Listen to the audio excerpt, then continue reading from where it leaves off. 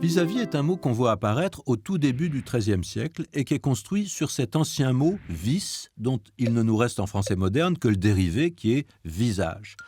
Alors vis-à-vis, ça peut être une préposition, ça peut être un nom commun également, et c'est un mot qui est composé comme un membre de phrase qui serait figé en vol, avec au départ 3 mots qui se combinent pour n'en faire qu'un seul.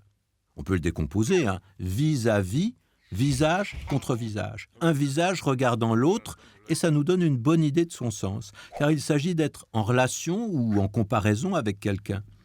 Venir sans un cadeau, c'est indélicat vis-à-vis de ces gens qui m'accueillent chez eux. On dirait aussi bien à l'égard de ces gens.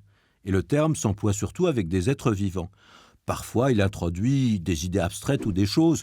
Vis-à-vis de son emploi du temps, ça risque de poser des problèmes. Attention, cet emploi est contesté en français. Alors, vis-à-vis, c'est également un nom commun. Et dans ce cas, ça renvoie à une situation tout à fait concrète. Par exemple, à table, mon vis-à-vis, c'est celui qui est assis en face de moi.